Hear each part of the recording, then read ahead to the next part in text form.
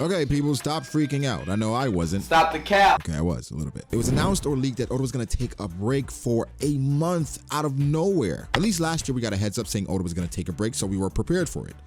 Somewhat. This year just came out of nowhere, so we were a bit worried. Come to find out, Eiichiro Oda is actually having surgery to correct his astigmatism, right? Astigmatism is basically, to dumb it down simply, eye issues. Honestly, I have astigmatism, and it's not fun because it does mess with your vision from time to time. Well, actually a lot. And if it gets really bad, then you need surgery. Apparently he's been talking about it since last year with the chief editor of Shonen Jump. Oda, well, when are we going to tell us about that? You know what I mean? I feel better about it knowing that it's something like eye surgery, but I'm still, a bit cautious because it's eye surgery. Your eyes are very important, obviously. So in the midst of that, we feel better. It's 4 weeks. Eye surgery gets to recover, and he comes back with a bang like he normally does. He probably is going to still try to work over this time, considering how long he's been working and doing this. But just wanted to update that. And in lieu of that, I wanted to give you guys 10 things Oda said about the story you probably didn't know. And of course, my source for this is Sandman AP, and he was obviously my source for Oda's message as well. So guys, we're not going to waste any time with this one. Here are 10 things about Oda in regards to his story or himself that you probably didn't know, unless you follow Sandman's Twitter account then. At that point, you're probably aware of all these things. Let's go. In 2022, Oda said that he doesn't think he's failed in the 5 Elders designs. They have yet to show their true value. Now that makes a ton of sense. This is something I speculated last year saying, hey, what does Oda mean by this? Is he saying they're strong? Is he saying they have other reasons for existing? After chapter 1085 and the Gorosei showing their somewhat true forms, of course silhouetted because this is Oda we're talking about, it makes you speculate about their true value, quote unquote. Are they just pawns for Imu? Can they combine with Imu? Did Imu bestow power upon them? Are their abilities from Imu? All these things are questions, but their true value, Oda is saying, has not been shown yet. And after chapter 1085, I'm a lot more skeptical as to what that could be. Next, in 2016, Oda strongly advised the Film Gold staff to add a scene in which Sanji was secretly worried about Zoro, who was about to be executed. On the other hand, Zoro is worried about Sanji in chapter 815. This is something we always know, that Oda likes the rivalry between Sanji and Zoro, but he always wants to drive home that these two obviously care about each other. Even as much as they try to act like they don't, they're brothers, okay? They're brothers. And so, this shows you the meticulous nature in how he tries to drive home certain points. It's not as apparent, because I remember when that panel happened, people were saying that Zoro didn't actually care about Sanji, which I was like, come on. The fact that he was saying that shows that he cares. Zoro is just a man and he's weird like that. And plus, Luffy still went. So they care about each other, man. Next, before the Marineford War arc, Oda suddenly asked his editor, what do you think if Ace turns out to be Roger's son? The editor was very surprised, but Oda was pleased with how he reacted and decided to go with it. Now, this is something for a lot of people. If you were not spoiled, you were taken aback by the fact that Ace was Roger's son. It is a crazy twist, and it shows just how much of One Piece is planned and how much is really just Oda just being creative on the spot. I must say, my jaw completely dropped because for a long time, I was assuming Dragon was Ace's son, especially after Enies Lobby was like, whoa, because Luffy and him are brothers. Come to find out, this man is the Pirate King's son. No wonder so many people were after him. Next, Oda said he's not an idiot like Luffy, but he is his ideal kid. Sometimes he says a line that convinces everyone, but the rest of the time he just wants him to be a kid. Luffy's a bit mysterious even to me. If I understood everything about him, my audience would get bored. So basically, Oda is saying Luffy's unpredictable. To him, to the audience, to his editors, and that's part of the allure of Luffy. And he keeps that childlike nature because that unpredictability, it keeps people on their toes, and that makes for an exciting story. Oda has mentioned before that if Luffy was not the main character, if he wasn't so aloof, so free, then he probably would not be writing One Piece anymore because he'd get bored. And just like him, the audience would as well. Next, and I guess this ties into Oda even having surgery, but in 2013, even when Oda was hospitalized, this was a scary time, Oda never stopped drawing the Dressrosa arc. This color spread before he was created in the hospital room, and Kishimoto, the mangaka of Naruto, he visited Oda's room to cheer him up. He was surprised that Oda was still drawing. Like I said at the beginning, in regards to Oda's astigmatism,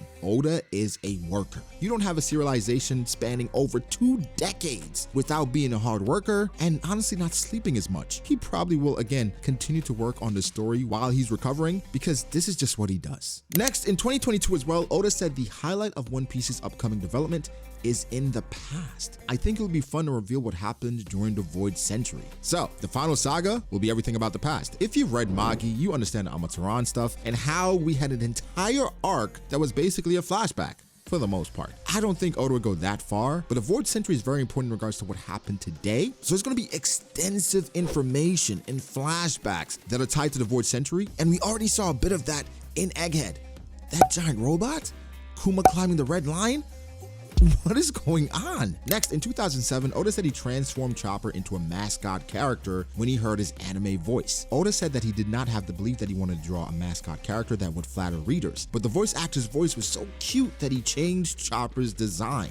So, this has actually been a complaint of some manga readers, considering Chopper and how his character agency, is somewhat changed post-time skip. Character agency means that's the importance and just how a character behaves within the story for the most part. It seemed like Chopper post-time skip was relegated to merch. His character became cute, and he was more of an accessory as opposed to existing as a character. He was very static, a lot of things were comic relief, and his goals somewhat became flat. Even in Wano, there's some complaints. Wano had some of the craziest diseases and ailments that we know to man, and Chopper did not even mention healing them. I understand it. One Piece's popularity is important to not only Oda, but the people surrounding it. But I just wish Chopper had more character agency, and I wish he wasn't relegated to merch and just being cute all the time. In 2017, Oda said it's hard to talk about justice through Luffy's mouth since he's a pirate. So I just make a simple conclusion that the other side of justice is another justice. This is one of the main themes of One Piece. This is a very deep and important excerpt because a lot of times Luffy says he's not a hero, and he goes about his way in his life in a different manner than other pirates and even differently than the Marines. In this instance, it somewhat saves Oda from explaining these things where Luffy's not a hero, but he's basically acting like a hero, and he can just write it off as justice and Luffy executing his own form of justice, which again is a main theme because let's look at the Admirals. They all have their own forms of justice, and if I had to judge Fujitori's justice, it's shady justice, okay? Because every time Fujitori is supposed to help the Marines, he folds and he does something that's completely opposite to what an Admiral would actually do,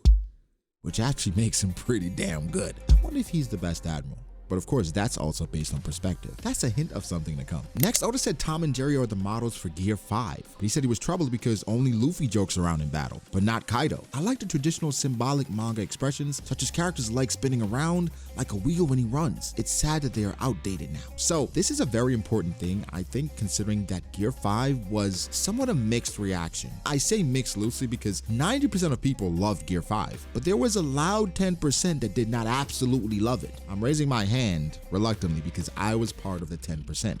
Now, Gear 5 has somewhat grown on me, right? But the reason why I didn't love it immediately was because of the tonality of the fight, how much it shifted. Now, Oda brought it back with Kaido, right? Using Kaido as a great opposition and somewhat using him as a way to correct what he did as far as tone, but it was something that I was worried about. Now, Gear 5 and how fun it is, how free it is, how creative it is, you can't not love it, but it was a concern, and the fact that Oda mentioned it here shows that it was something that he thought about as well. Finally, this ties together so well because this is Oda talking about Vivi and how she was introduced as an agent of Baroque Works, but he said he had no idea of a setup more than that. He said when he drew her hair down, she looked like a princess, and he said what would happen if she was the princess of Alabasta? And that's how I started to think about the Alabasta arc. Now again, it shows how great Oda is at thinking on the fly, where Vivi was not supposed to be as important a character. She was supposed to be a side character, a member of Baroque Works, but she was so pretty. She looked like a princess. There we go, Princess Nefertari D Vivi. When did Oda incorporate this D stuff? Is she really a true D? When did he think of Lily? Now there's a small thing because I know we've gotten 10 where this is lost in translation, so this is a bit extra, where Queen Lily is written in a certain way in the Japanese chapter, and it's a slightly different spelling from Amazon Lily and Lily Carnation in the Baron Amatsuri film. So in this way, a lot of Japanese people are saying they have no connection based on how they're written, but this seems like a crazy coincidence, no? Is Oda writing it this way on purpose to throw us off? I don't know, but either way, these are just 10 things about Oda you probably didn't know, or maybe you did, but this is in celebration of this man, and I hope he makes a full recovery, comes back with 2020 vision, so we can continue this amazing journey of One Piece. And guys, if you enjoyed this, like the video, let me know if you like more content like this, and a way to like the video is subscribing as well, so you know you can do both. Shout out to Oda, and we'll catch you guys in the next one.